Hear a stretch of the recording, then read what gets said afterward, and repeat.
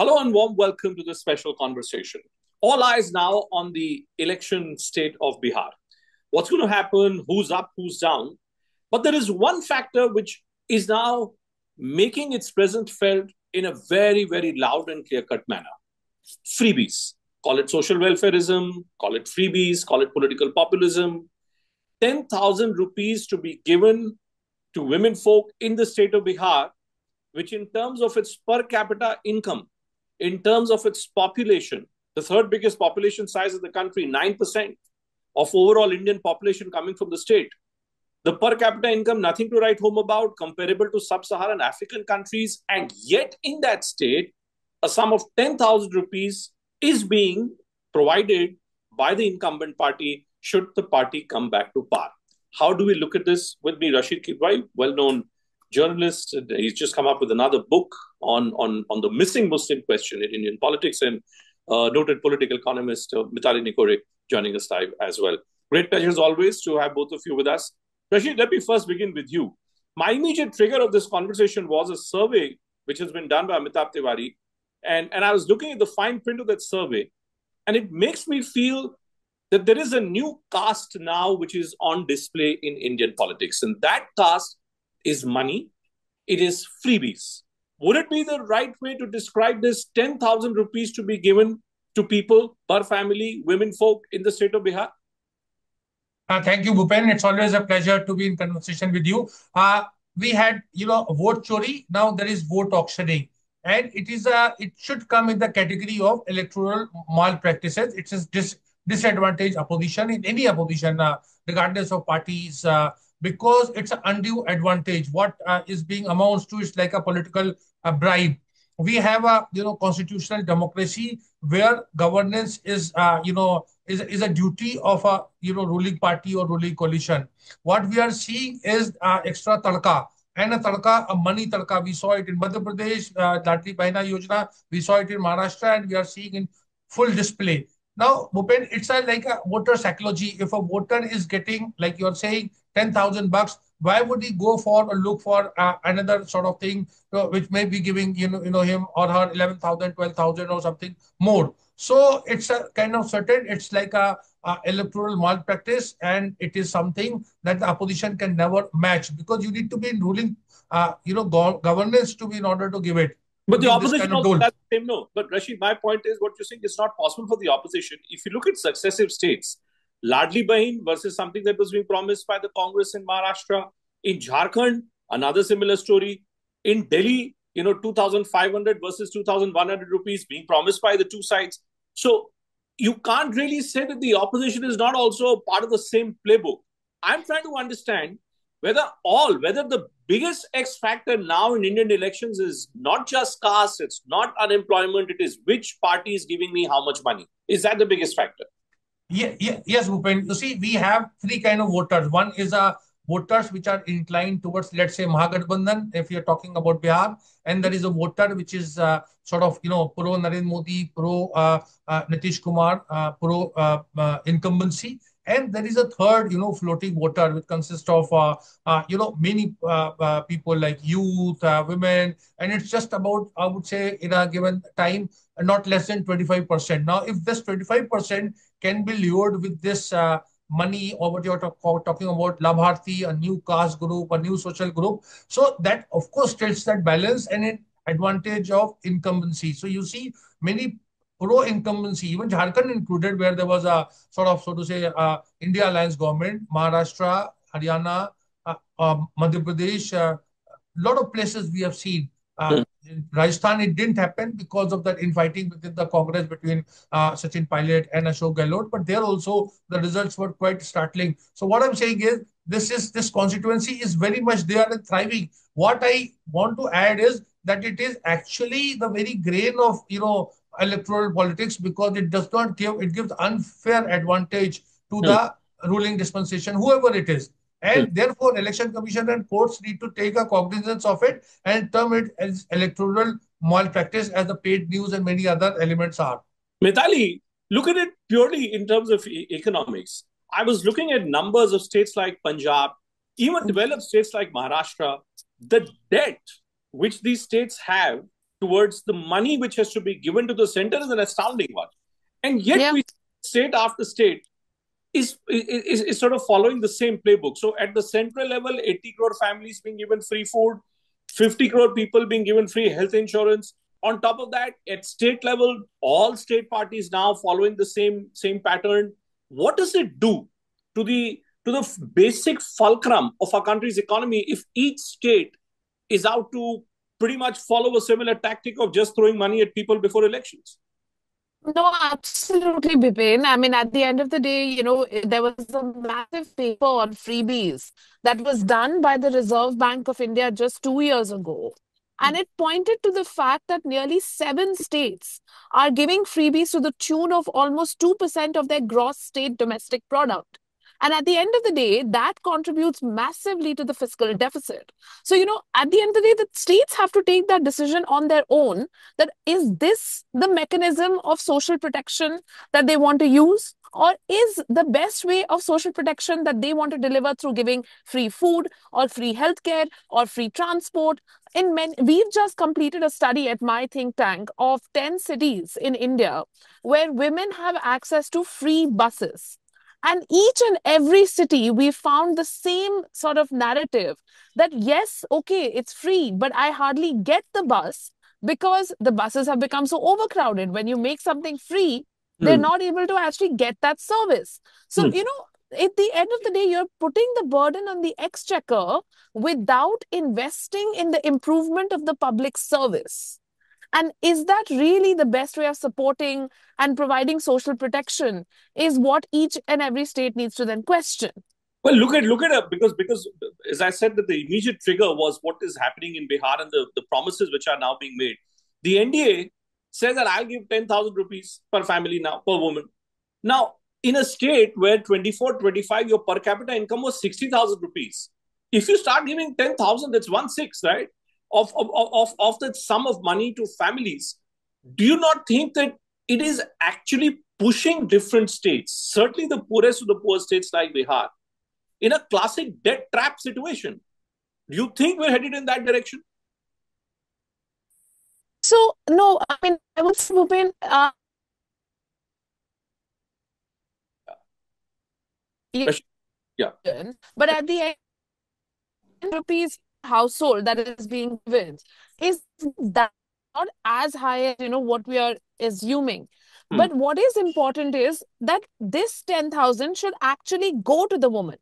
Again, based on the research that we've done at our think tank, we found that women are not getting that 10,000. They might get it in their account, but the men in their families and the, say elder people in their houses are actually taking that money away. So now that money, which was supposed to be for the social protection, which was supposed to be for investment in their businesses, which was supposed to be to improve their nutrition or the nutrition of their children, then actually goes into fueling just, family level consumption and doesn't then give those returns which it was intended to do.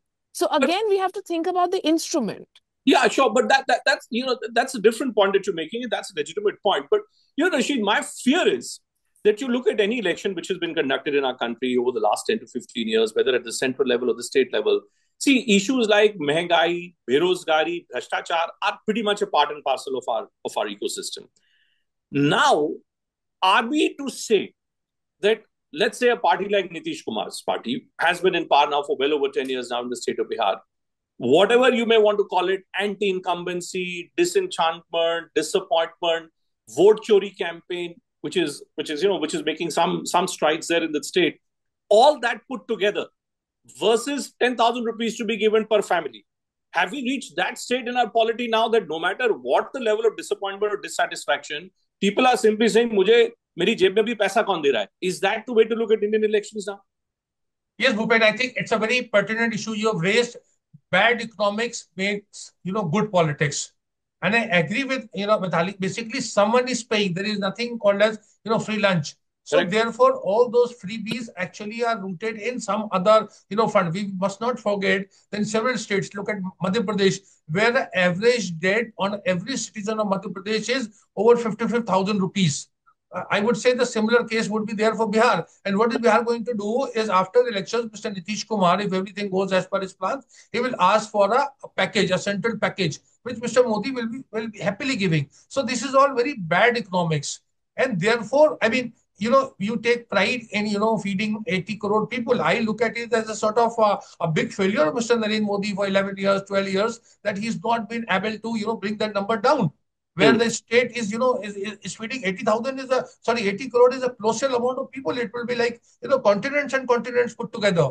So therefore, in that scheme of things, you see, our politicians are very reckless. They are very, bereft of any kind of, fiscal discipline, etc. And that is what is happening. And it is ultimately comes to peoples. We the people is there in the preamble. So we the people are losers. But there is no informed discussion. That's the point. No, That's the point, and I think it's important. I completely agree with you, Rashid, that we the people end up being the losers. Because let me give you an example.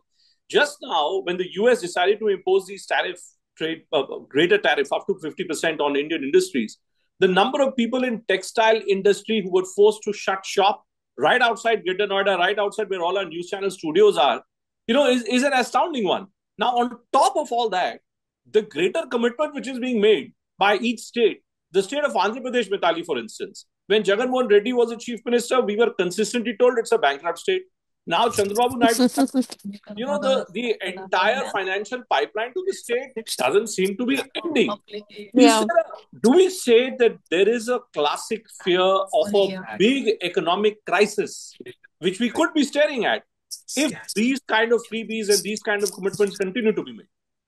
No, absolutely, Bhupen. In the long run, if we don't actually have a proper scientific framework of social protection, Hmm. and we continue to give just freebies without any thought process, then of course that is going to have a huge weighing down effect on our fiscal deficit, particularly if our GDP does not keep rising at the rate at which it is. Right now, today, India is the fastest growing economy in the world, and it has been for the last decade. Now, Hmm. imagine when those rates of growth start coming down. With the Trump tariffs, in any case, we're noticing that the rates of growth will fall by about 0.5 to 0.6% this year itself. And if you don't have the growth to sustain, and start accumulating debt, you start accumulating your deficit, and particularly at the state level, the deficits are very dangerous. There are states like Punjab, there are states like West Bengal, where the deficits have exceeded almost 6-7% of GSDP.